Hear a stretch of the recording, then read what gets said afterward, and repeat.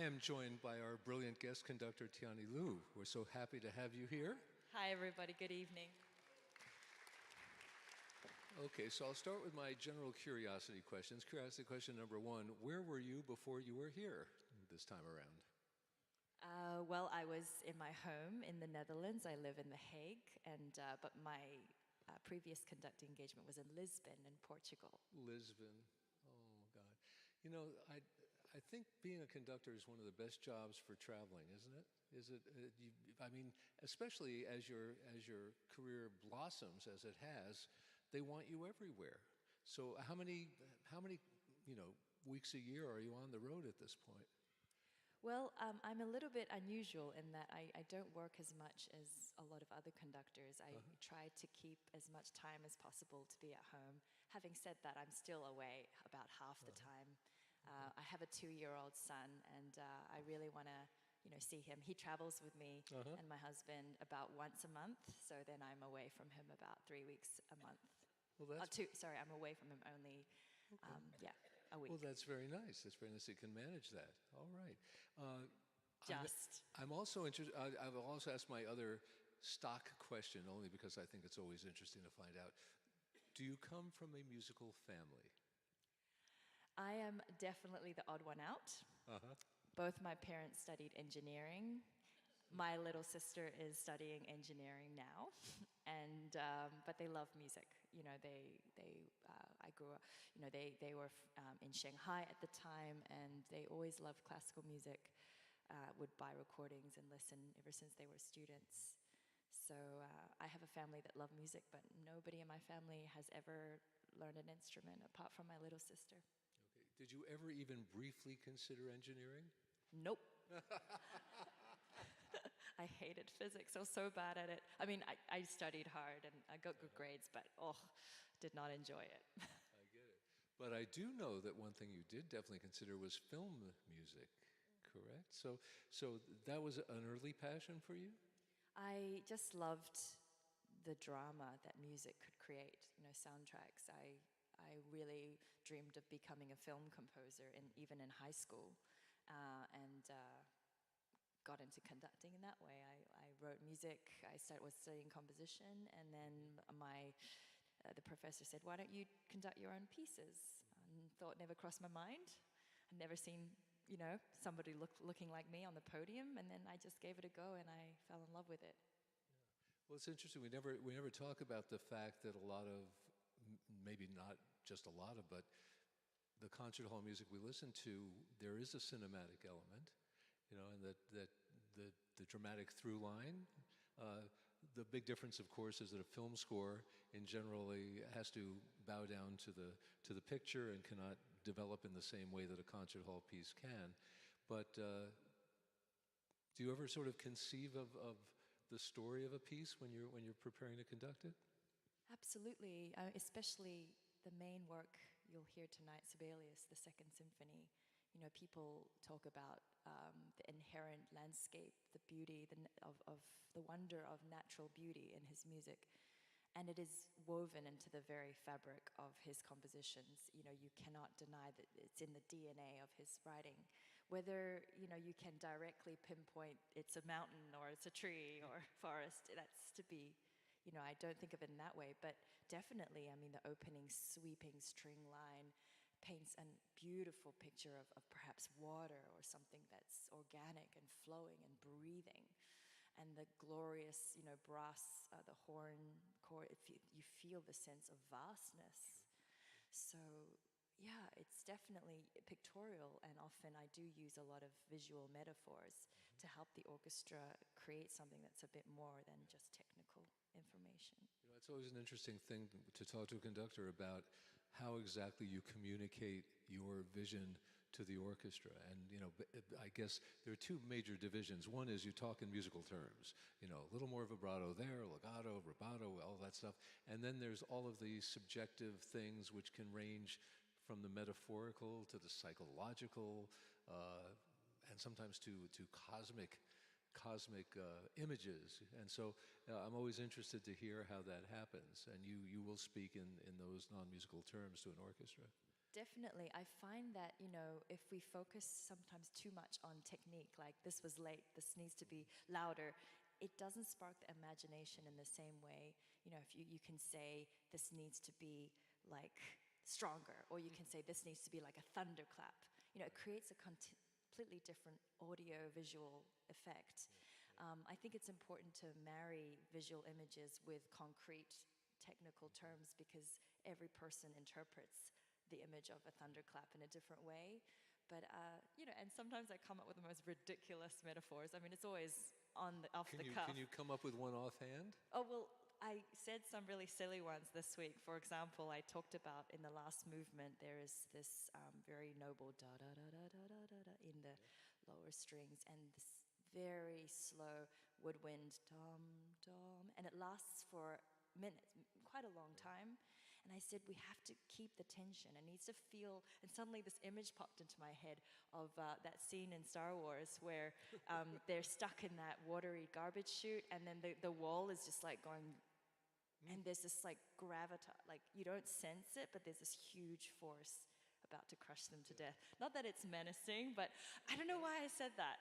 But, and I don't know if it worked. So we'll have to see tonight. Well, if it works, it works. I want to mention something you may be aware of, and I just think it's very interesting about Sibelius.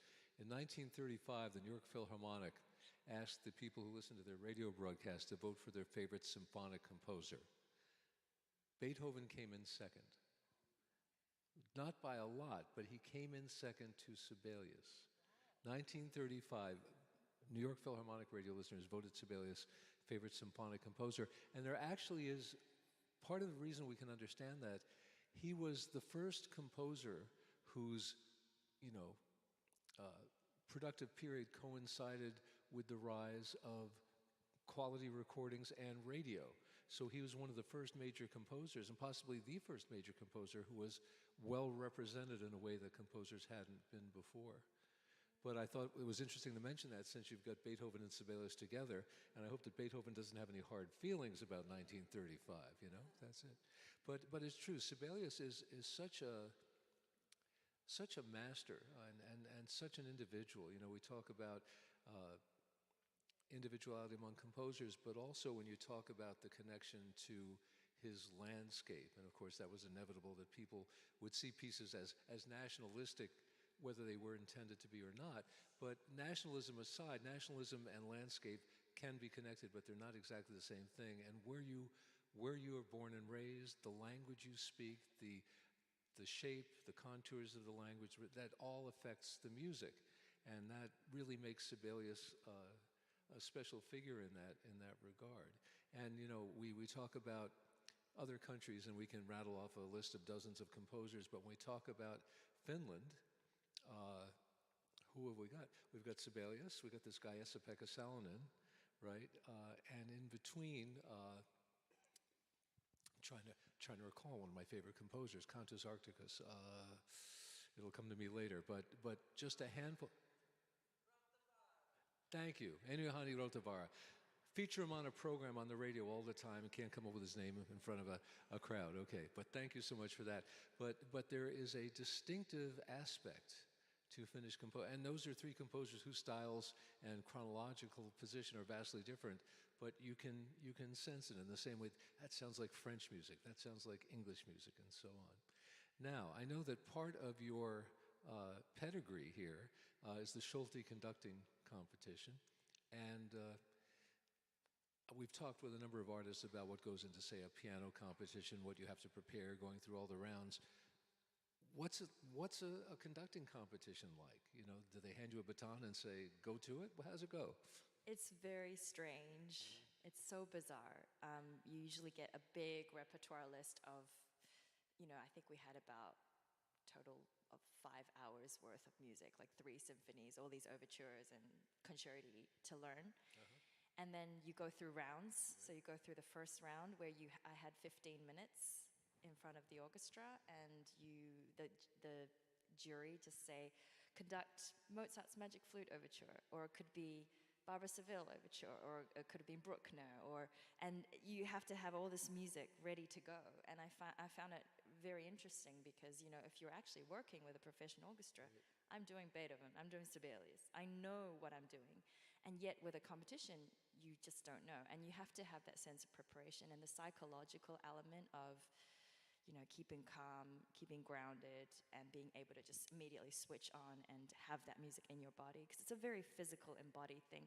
That's why I think it's very strange. Like if you think about a marathon runner versus a sprinter, they have very different physicalities. And when I'm conducting Sibelius, I have a very different physicality to when I'm conducting Beethoven because I'm portraying a different style. So to be able to switch, that was challenging. And of course, you know, you have the orchestra playing in front of you.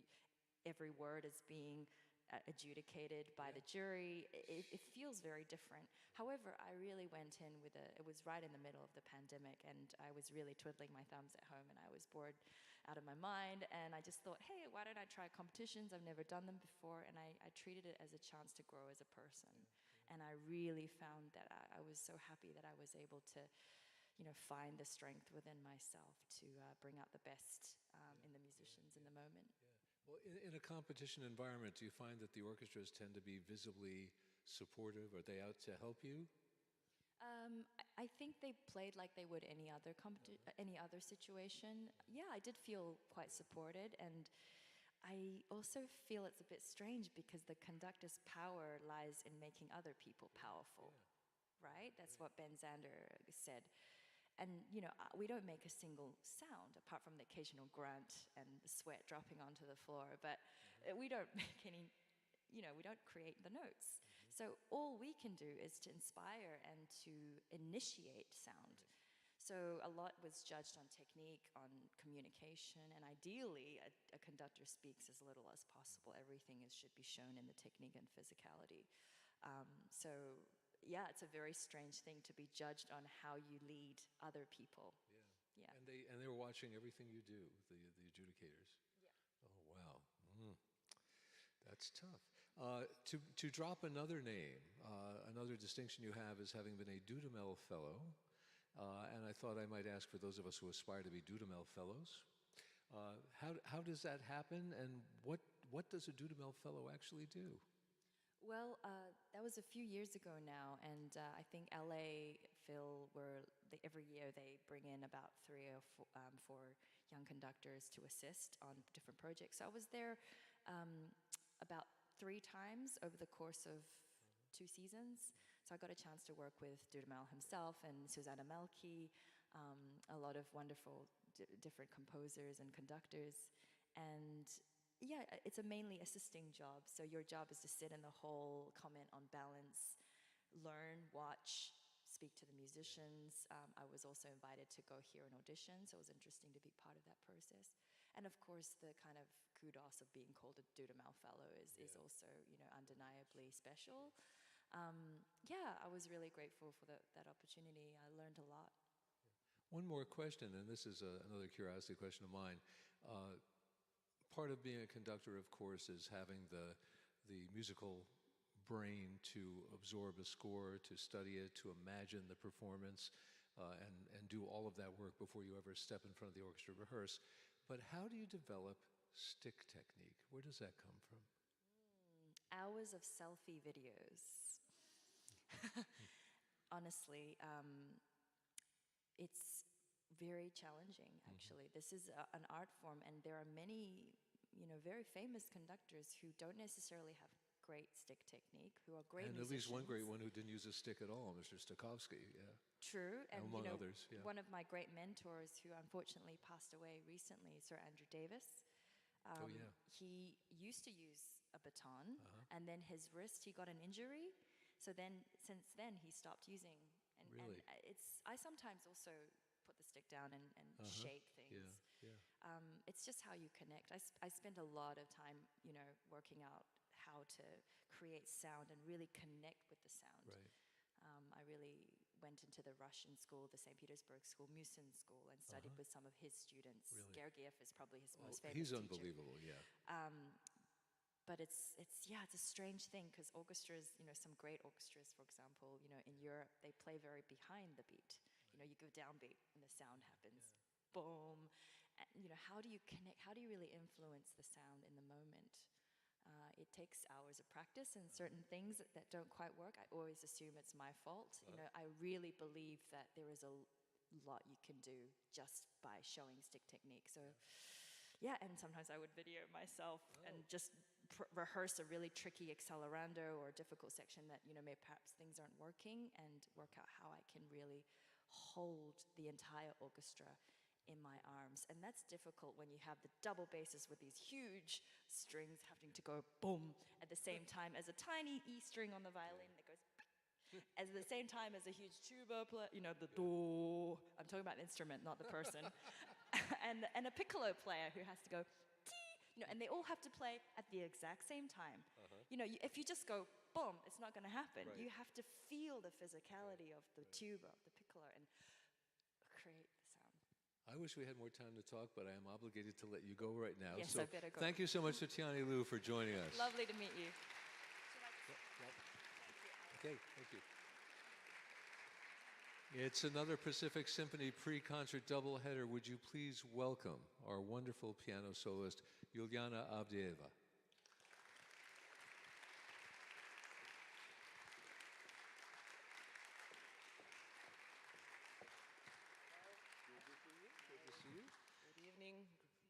Wonderful shoes, by the way. Thank you. Okay, can I borrow them sometime? They made it the entire way from Italy. You know? Oh, wow, they're just beautiful, just beautiful. Okay, so you're probably traveling around now. Where were you? Where was your last performance before this?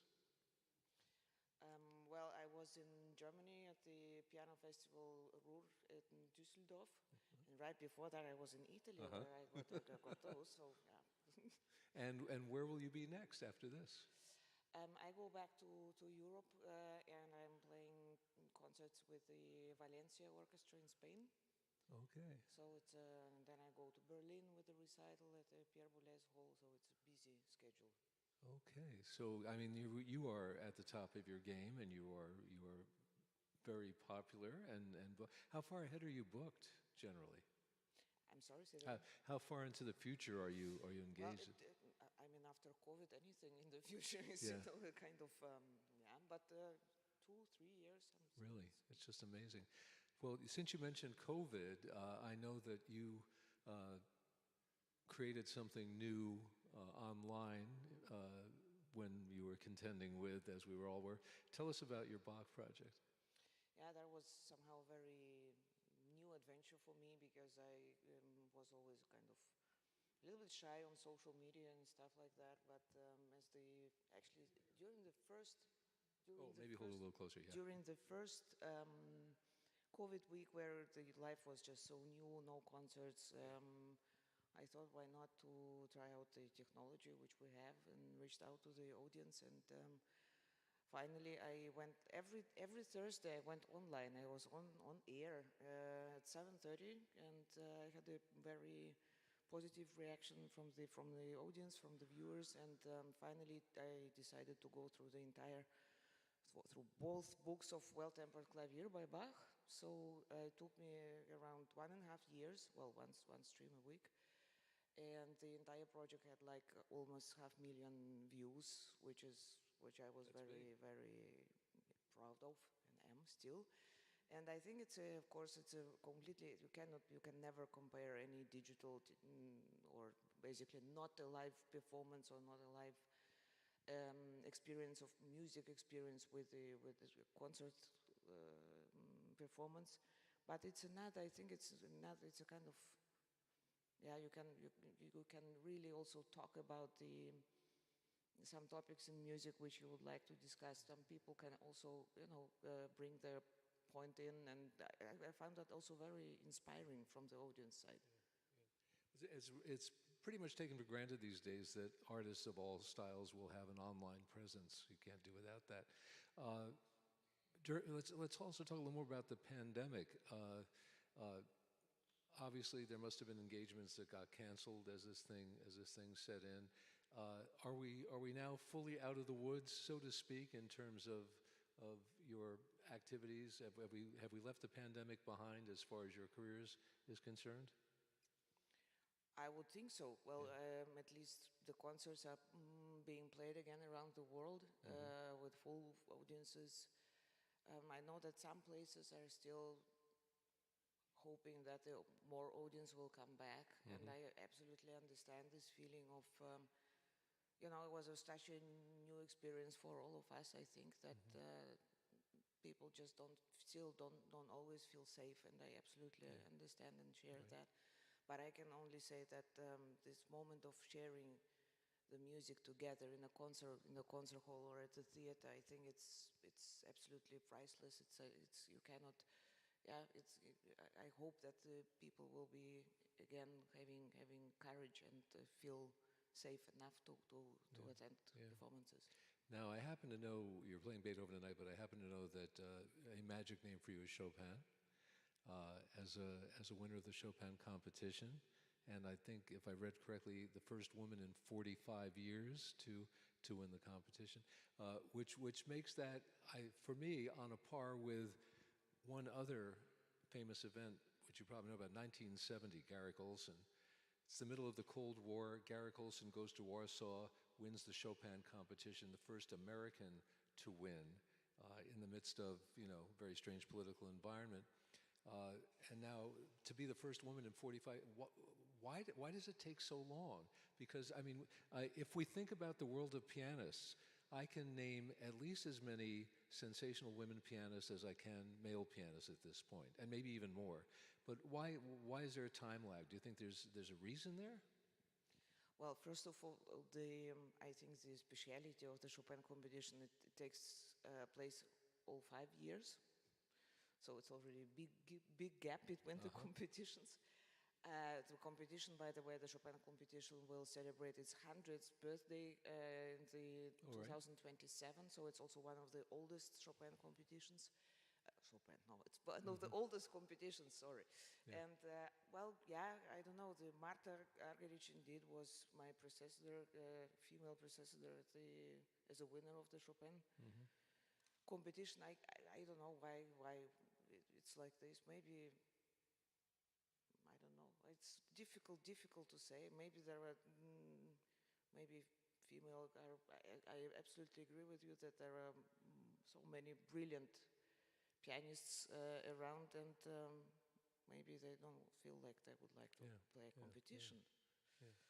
But it's very funny still these days to be talking about, to put the name woman in front of pianist, in the same way that we're finally emerging from the time when you'd say a woman composer, and now at a point where about half of the Pulitzer Prizes in music for the last dozen years have been awarded to women, that, you know, you don't need those qualifiers anymore, as if it's something special. You know, it's just, you're a great pianist, you win the competition.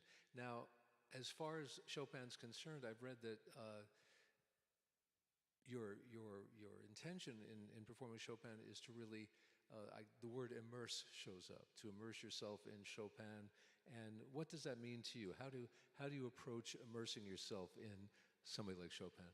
Well, first of all, I, of course, read many books which were written during his lifetime, also by many, because as he lived in Paris, he had such a big circle of friends, artists like writers, or Georges Sand was his partner, and of course painters as well, like Eugène Delacroix, for instance, so many artists around, and I try to somehow also get inspired by the spirit of his time and of of his friends.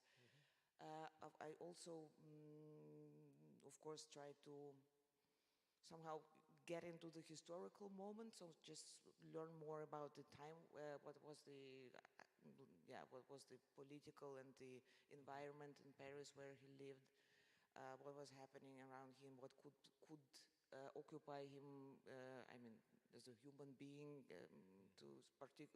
during these very special years between 1830 and 1849, where he lived in France, and of course also in his homeland, Poland.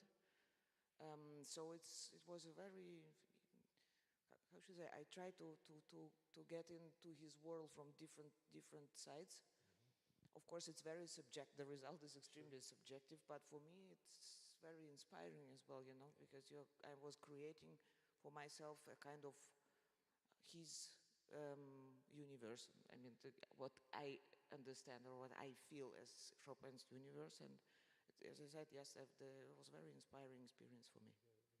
You know, the pianist Stephen Huff wrote a little essay called Six Things I Love About Chopin. I don't know if you've seen it, but one of the things he talks about, he says there are many people who have composed for the piano, but Chopin was, to paraphrase, he was the deepest lover of the piano. And Stephen Huff saw that that Chopin had an abnormally intimate connection to the instrument and a love for it that you don't find necessarily in all composers. But does that ring true to you about that love?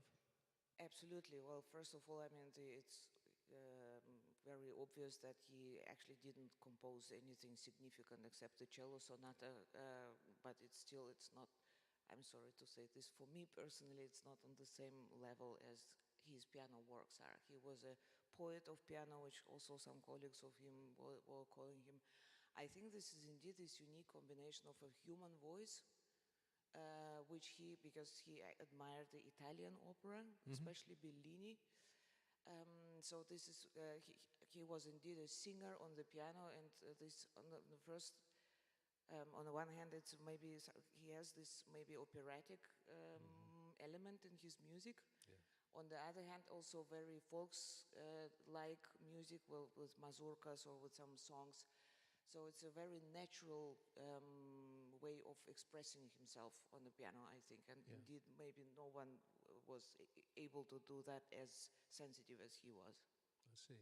Let's switch over to Beethoven. I think that has a certain relevance tonight. Do you endeavor to do the same thing with Beethoven that you do with Chopin? When you approach a concerto like this, do you try to create a context for it based on the time in which it was performed, which was within a 3.5-hour concert, as a matter of fact. This piano concerto was performed at a concert that had the first public performances of the Fifth Symphony, the Sixth Symphony, and the Choral Fantasy, which was sometimes called a tryout for the Ninth Symphony. But those 4 pieces, the piano concerto came at the end of the first half. There were some choral pieces. There was a vocal solo by Miss Kilitsky. And so this is just an amazing thing. But one of the most amazing things about it, if you're not familiar with it, is that you have a certain expectation how a piano concerto begins, which includes everything that leads up to Beethoven, plus his first 3 concertos, and that is, here comes the orchestral exposition. And I won't give away the surprise beginning, but it must be an interesting thing to play this concerto because of what he does in that way, that you don't have the standard format.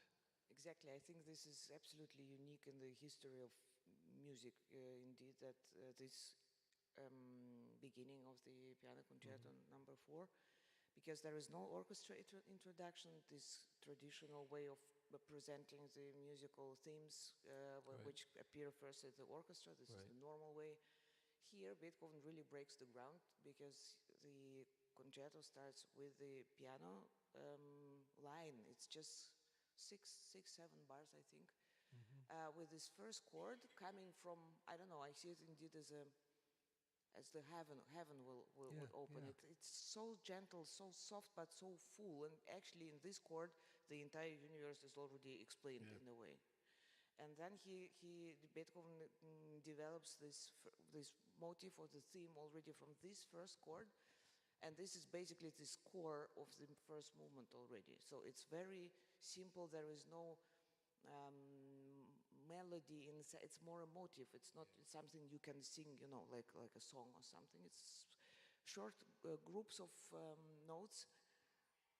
But with this articulation also, which Beethoven writes, it's a kind of, some gentle steps, some excitement already in this notes, and this beginning is just divine. It's so beautiful.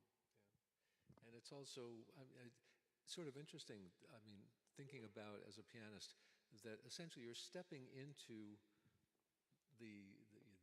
it's not the footsteps, it's sort of like the handprints of a Chopin or a Beethoven, and it's a special way of really appreciating their relationship to the instrument and how they write for it, and also how they played. You sort of get a sense of what they were all about at the keyboard. So that's just fascinating to me. I think we have I know we have. We have reached our time limit. I'm so sorry. But thank you so much for joining us. Thank you so much for coming and enjoy the concert. Okay. Thank you very much. Yulianna Thanks a lot. Avdeeva.